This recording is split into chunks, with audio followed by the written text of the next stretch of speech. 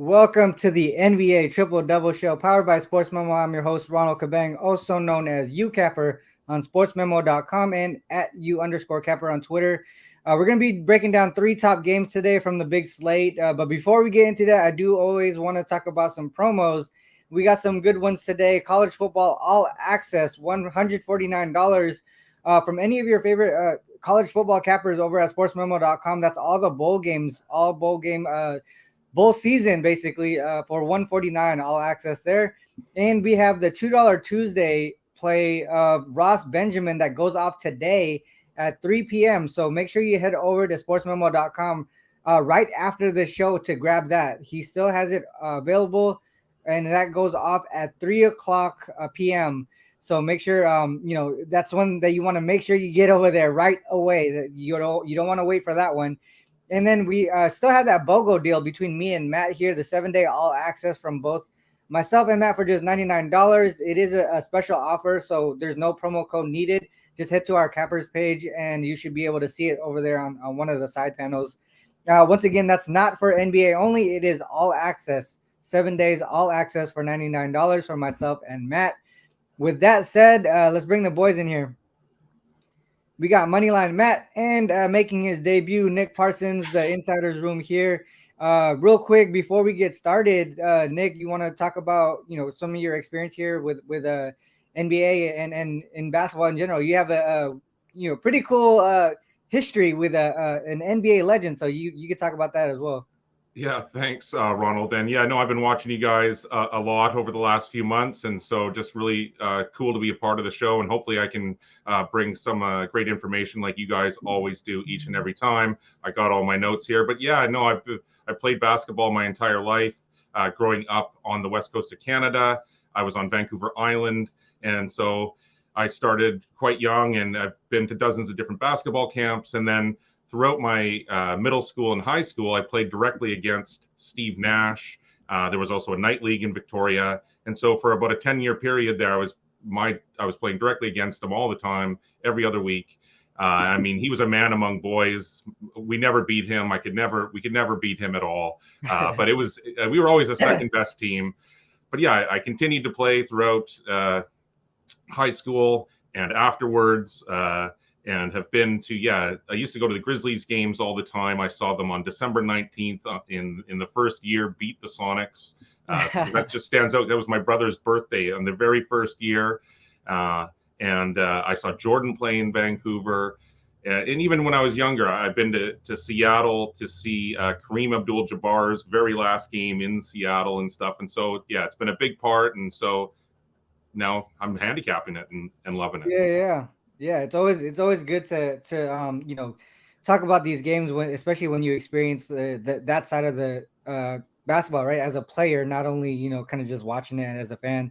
There's a lot different, right? There's a lot of psychology behind basketball and how you look at games from one after the other, and we try to do that and break down those types of angles in these in shows like this. So let's actually get into that, right? We have the Warriors here and the Sixers, and we talk about psychology and what players have to think about when they go into these games. The Warriors really have to think about a lot here because they're losing, their best player in Curry for the next 2 months or something, like however long it is going to be with that shoulder injury.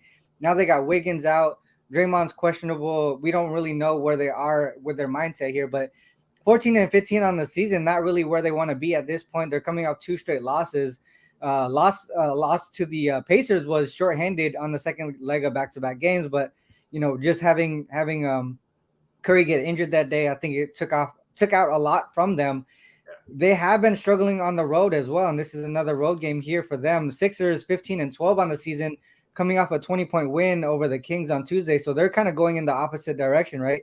3-game winning streak, fourth of a 7th-game homestand too, so they're feeling pretty comfortable here at home. What are you guys' thoughts on this game here? Nick, let's start with you.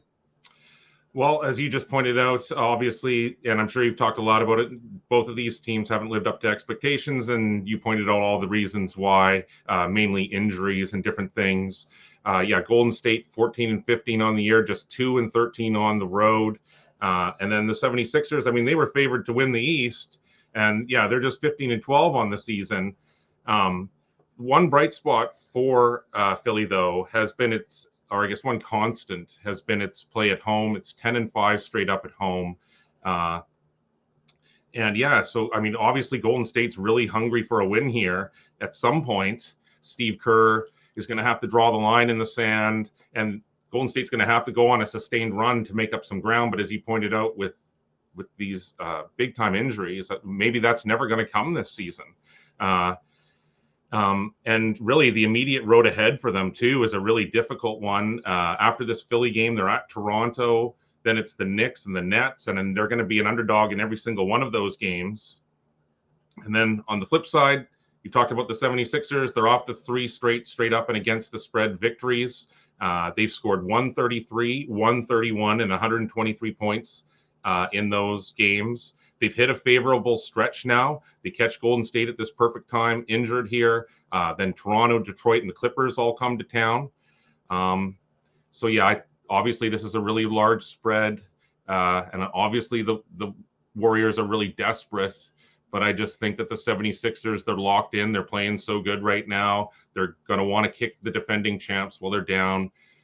So my strongest lean on this one is to lay the points and take the 76ers.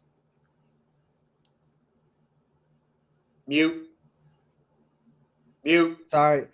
You would think, Matt, at some point, even with all these injuries, they should be able to turn it around on the road, right? They haven't won a single game on the road as a dog, as an underdog, or against a non-conference opponent. So when they're traveling east, they haven't even won a single game in that spot either. But it can't. I mean, we can't be like, our Warriors are gonna never win a road game, in the East Coast, right? But this line is pretty high, 9.5 at this point, or 9.5. Do you think they could actually just, at least cover a large spread like this, or is it just going to be too much for the shorthanded Warriors here?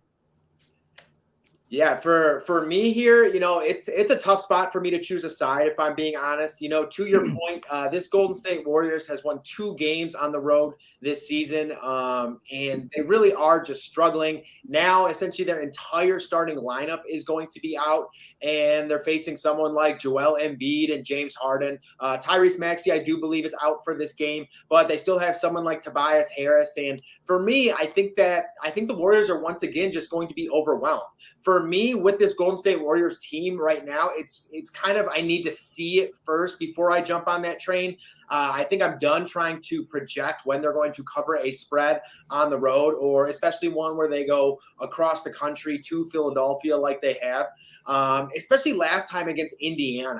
I really do think this 76ers team is just a better overall team than the Indiana Pacers. They can score points. They have guys who can get in the paint like James Harden, dish it out, run pick and roll with Joel Embiid. And they got guys who are pretty streaky as well. And then you guys got guys on the bench like Thibault, who's a solid defender on top of that. So it's tough for me to get behind the Golden State Warriors here. But for me, I'm actually going to avoid the side altogether. And I'm going to take a look at the total here. The total is set at 220.5.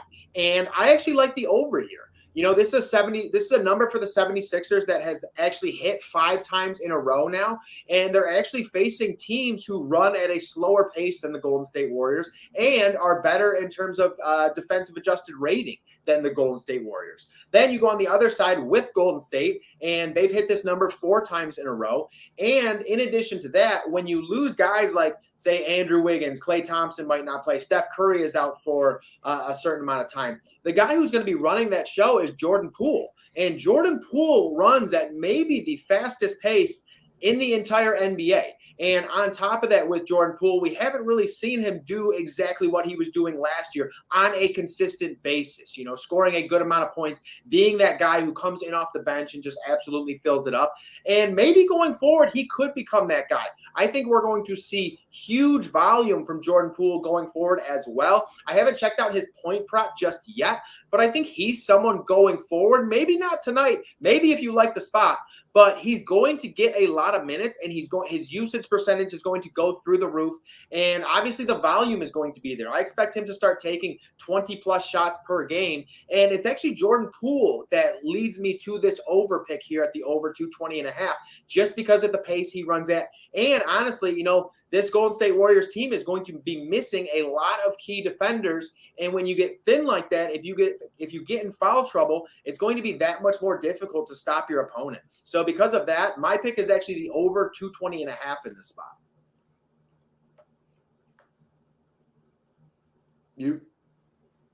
Sorry, guys. I like that look a lot. Do you think for the most part, a lot of that offense will come early in the game for the Sixers? You know, like with this being a big spread, right? Yeah. The books are basically saying that the Sixers might run away with it.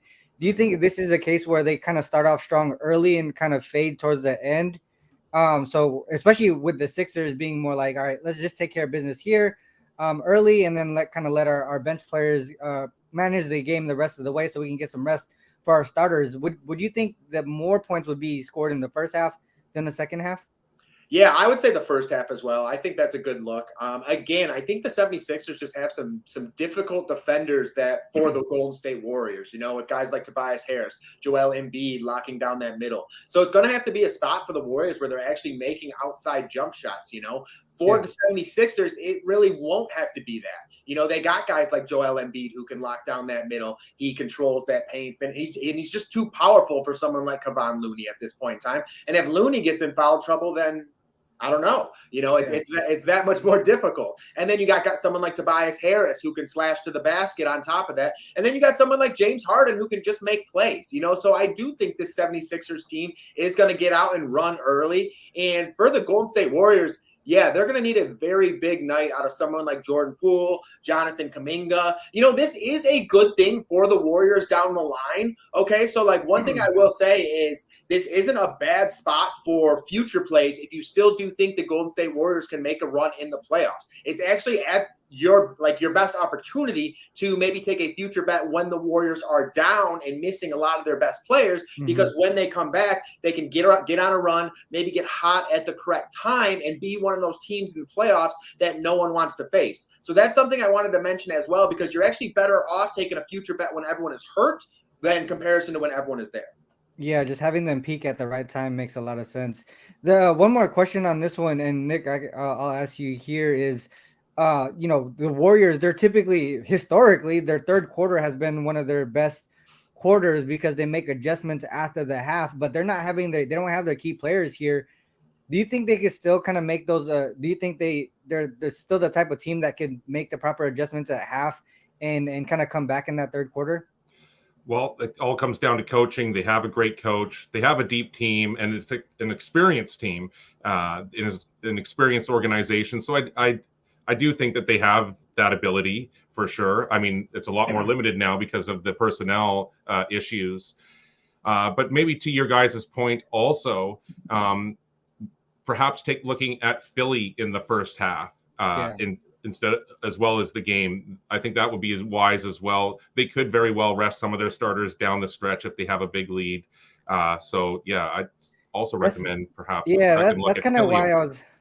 Yeah, that's kind of why I was asking those questions. I wanted to get your guys' take on it, because it seems like it would be a right way to go would be Philly first half, right? And then kind of avoid the adjustments that Golden State really are really good at halftime. And then if Golden State gets on a little hot streak when the Philly's bench players are playing in the fourth quarter, they pick up some momentum and get that back door. So that's what I want to avoid there. And maybe the look towards the Sixers first half would be the way to go. There you go. that one too, Nick. Yeah.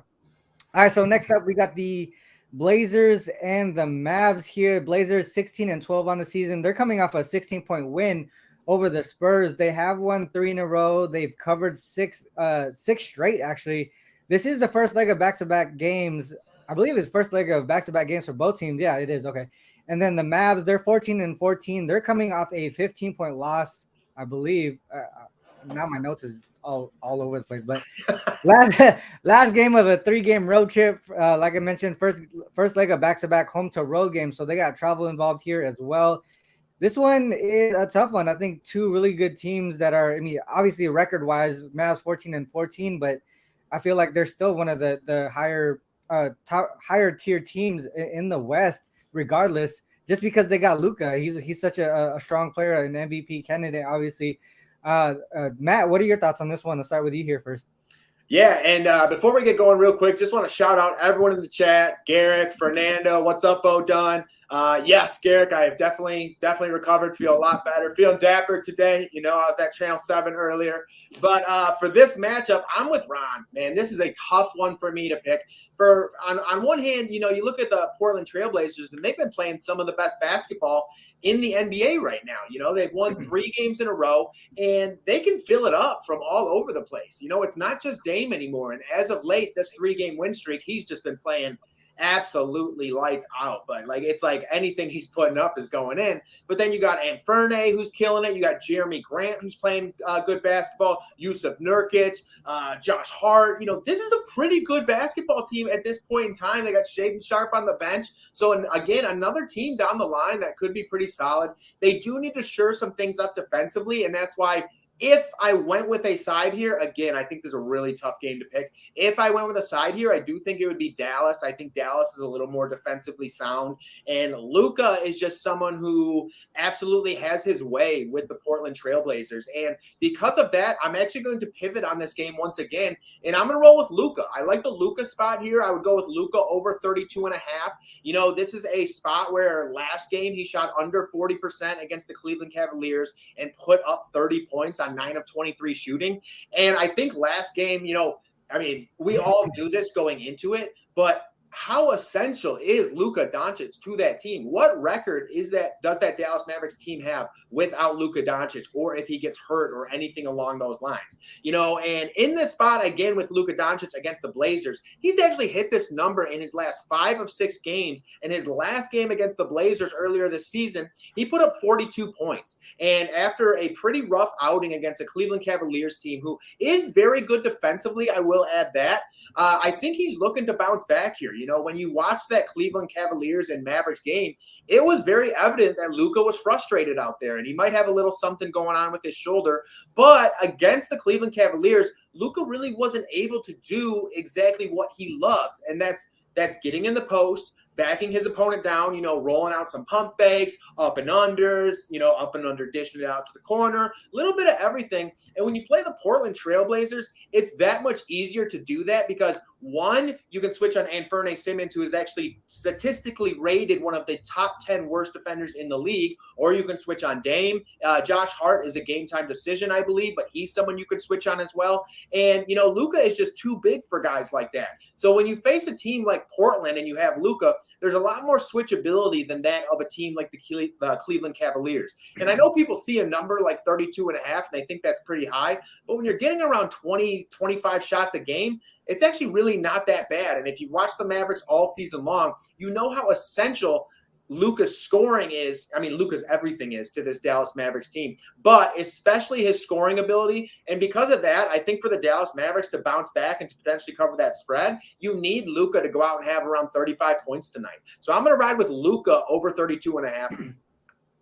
That's a good call out. I mean, obviously they're gonna have to ride Luka's back on this game here, especially when you're facing someone like Lillard who can put up points at any given moment. You're gonna have to have some offense, and primarily that offense runs through Luka. Nick, what are your thoughts on this one? I mean, if we look at the Blazers here, right, and we look at the record with and without Damian Lillard, so I'm staring at the screen here, 5-7 straight up when Lillard is not playing. But when he is playing, 11-5 straight up, 12-4 against the spread. I mean, is it as easy as just kind of, you know, taking the Blazers when he's playing versus when he's not? Or, you know, if you think about what Matt mentioned and how Luka plays against this team, there's just so many things to think about. What are your thoughts on this one? Well, just like Luka, he's obviously such a key part to his team. I mean, the main factor on his team, whether it's going to have success or not. So it would seem like that in the early going. But just like you guys, this game is a really tough one for sure. This one, it's difficult from a situational standpoint. I'm a situational handicapper at heart, and this isn't one that I would personally be wagering on. But just sort of break it down. Yeah, Portland is 16-12. It started off really strong. It's declined somewhat, but it is 9-6 on the road still. As Ronald pointed out, it's coming off 3 straight up and against the spread wins. It's covered in 5 straight. It's seen the total go over the number in 4 straight. So when I see numbers like that, I'm thinking like the Mavs and the under right away. But there's also the revenge factor to keep in mind for Portland, which fell 117-112 to the Mavericks in mid-November. You guys have pointed out Dallas. You still think it's one of the best teams, but it's just sitting at 14-14 here. Obviously, Luka needs some help at some point in his career. And despite some of its success, they only average 111.1 points per game. But they are 11-5 at home.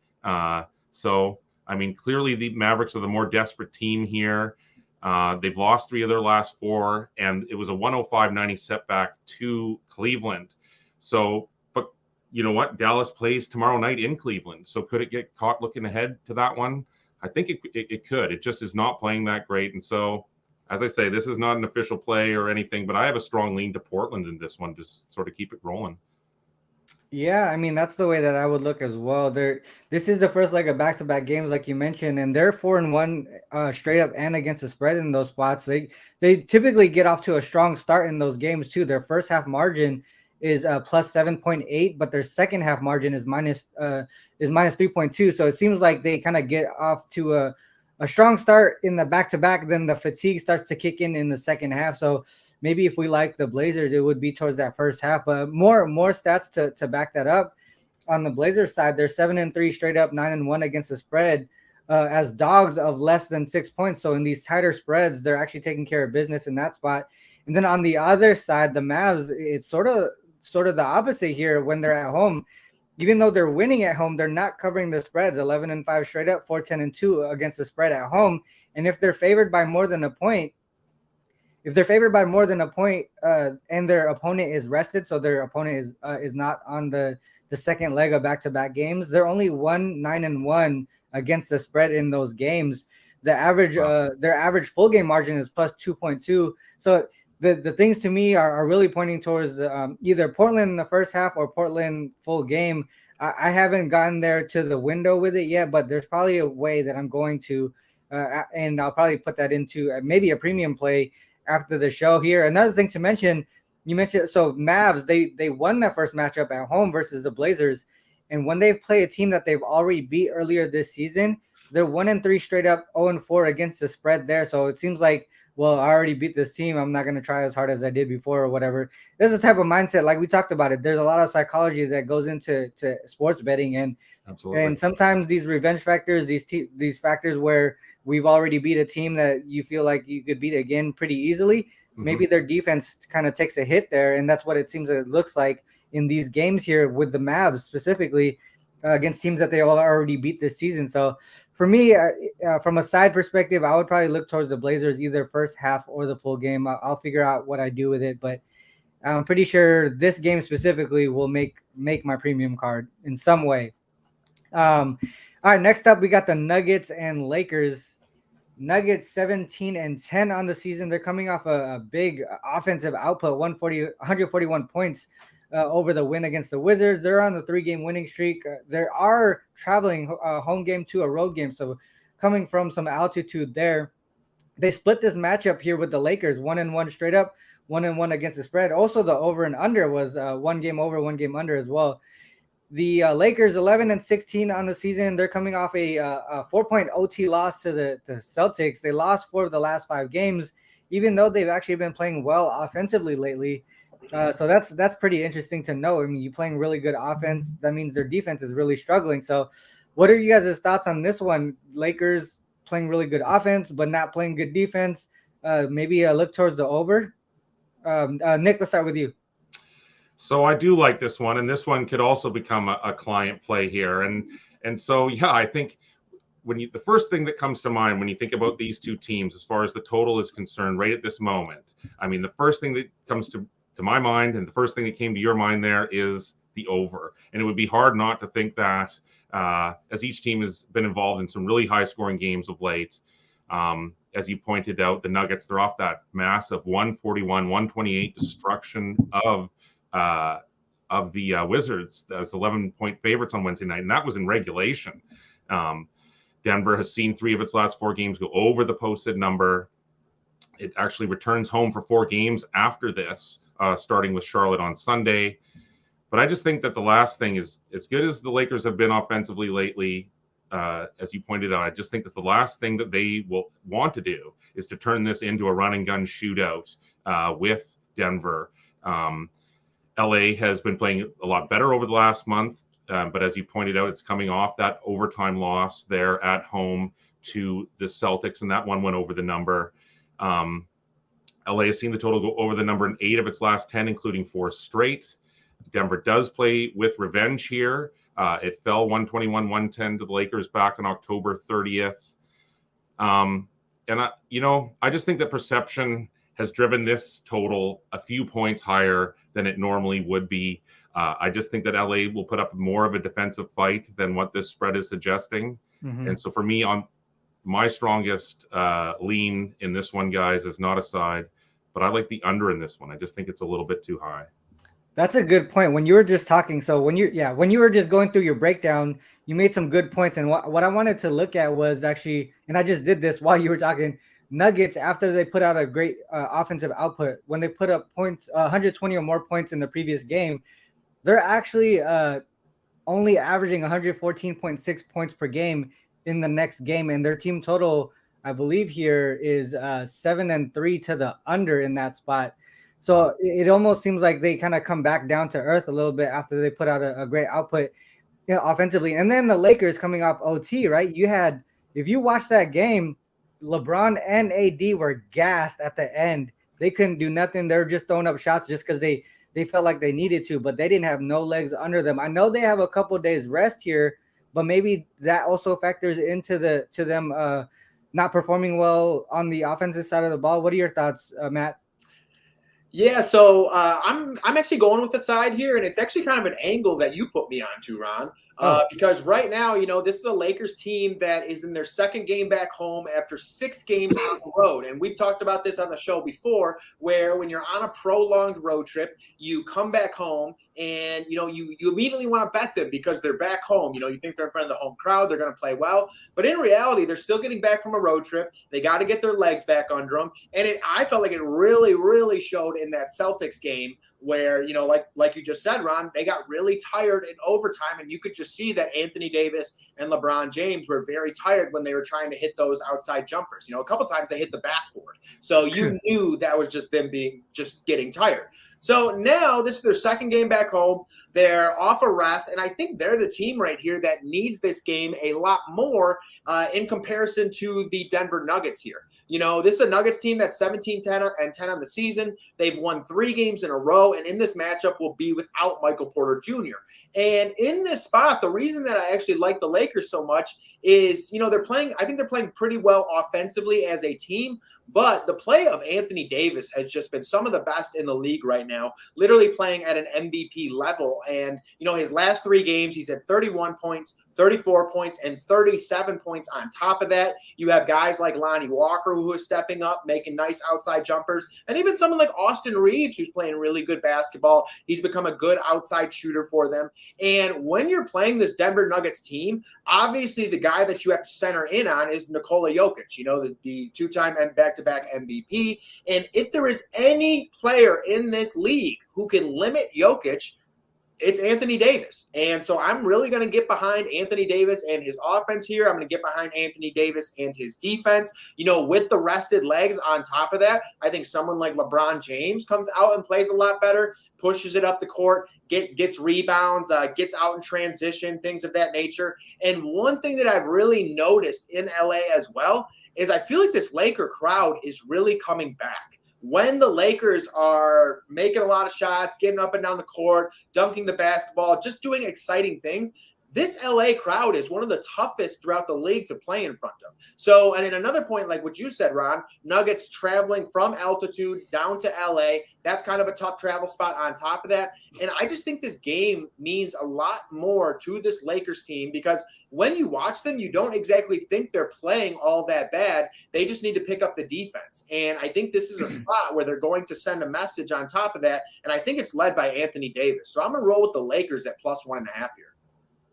Yeah, that's a good point there. I think one thing to mention, you were just talking about the travel spot going from altitude to the road game. So I looked at that spot specifically for the Nuggets, 3-4 straight up, 1-6 against the spreads, and 6-1 to the over on the road if their previous game was at home. So the altitude shift. So they haven't been covering spreads, but here this is a spot where you just really want them to. It's really just who's going to win the game at this point, right?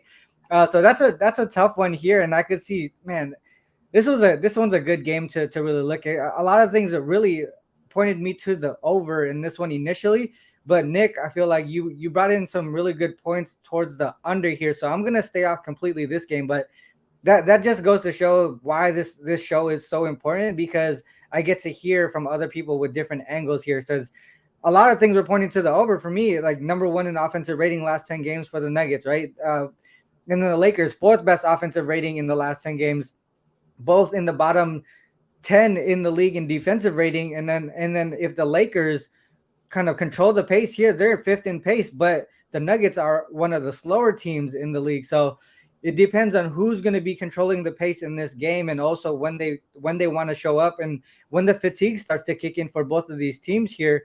So yeah, this one I'm just going to end up completely staying off of, and yeah, we'll see what happens. But I was leaning towards the over, but I'm glad Nick talked me off of that under. So we'll see how it goes.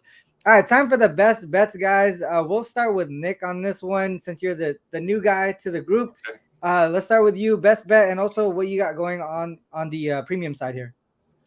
Sure. Yeah, I've caught fire of late. I'm 7-3 over the last 4 days with all of my picks. The bowl season has just started. I come in having won 9 of the last 11 weeks, and so I'm looking forward to a really big bowl season. And for this particular play, this might be a little bit of a contrarian play, but I'm a contrarian at heart. And I will just say right off the top that I think that if you wait even a little bit closer to game time, that the public could help us get a few extra points here. So I'm going to suggest a play on the Raptors at home to the Nets. I just think that they're the more desperate team going into this one. I think they'll dig deep and they'll find a way to deliver. Now, Brooklyn, it's 17-12 after its 112-100 win over the Wizards. They've been playing a lot better since firing Steve Nash. They've had 3 nights off, though, and I think that rest could lead to rust here. Now, Toronto, it's 13-15 after a disappointing 124-123 home loss to the Kings. They were a favorite in that one.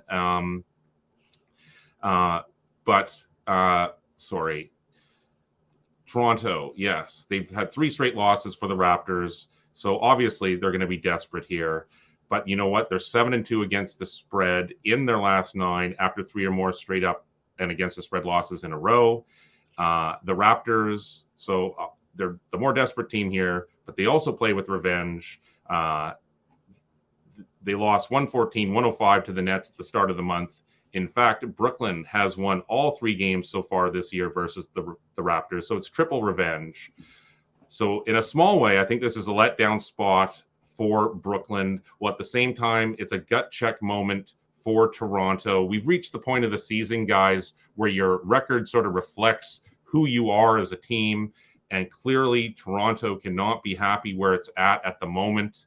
I think that the outright win is obviously a possibility, but I guess my official call will be to grab as many points as you can. I like that look a lot there with the Raptors at home. They play pretty well at home there. We'll see how they do against a nice shooting team, though, huh? With this Nets team, they've been putting up a pretty good amount of offense here lately. Matt, what is your best bet today, and what do you got going on the premium side here?